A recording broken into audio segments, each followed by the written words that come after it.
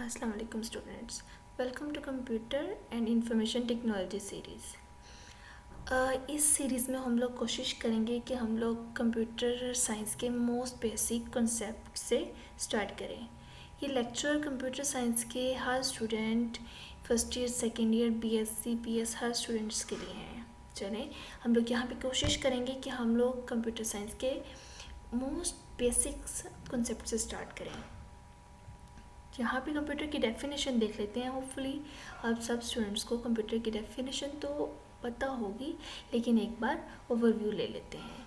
Definition of computer, by definition a computer is an electronic device. Computer क्या है? एक electronic device है that take some data, जो कि डाटा को लेती है as input, process it according to the given instruction.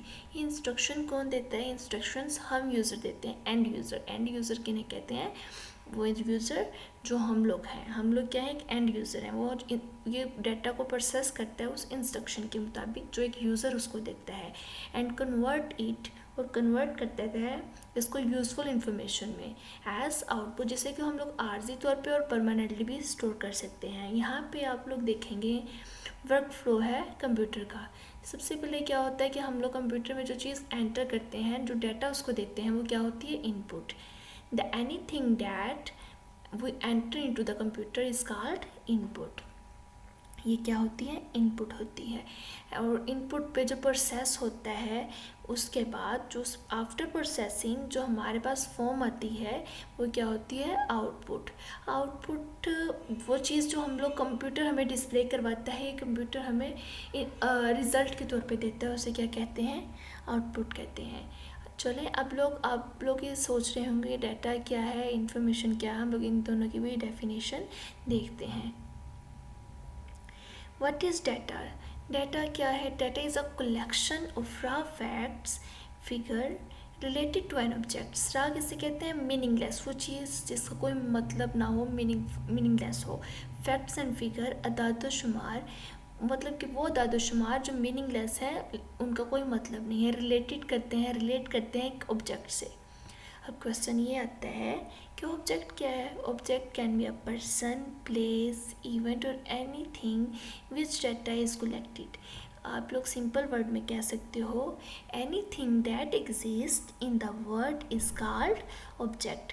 आपका नाम, कोई जगह का नाम या कोई भी एक्शन, वो क्या है? एक ऑब्जेक्ट है।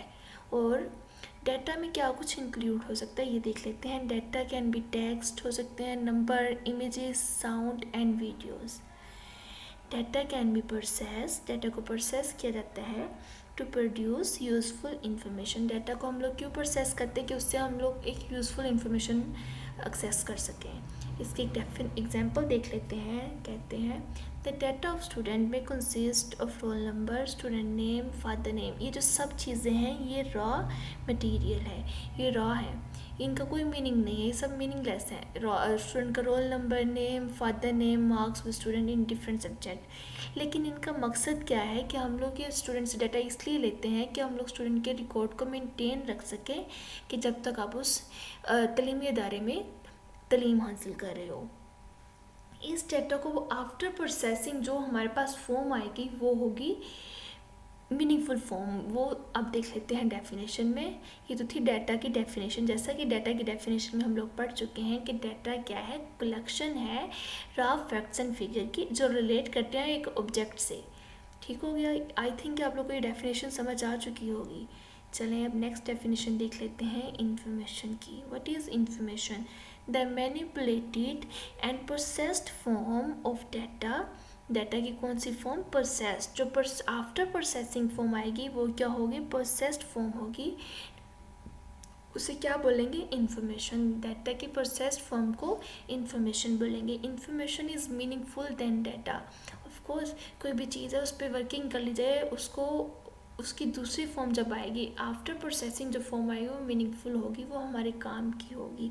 क्या होता है? इन्फॉर्मेशन मीनिंगफुल होती है डाटा की निस्बत। It is use for making decision. इसकी बेस पे हम लोग डिसीजंस ले सकते हैं। Data is use as input. Data को क्या बोलते हैं? इनपुट बोलते हैं। And information is the output of the processing. Information क्या होती है? आउटपुट।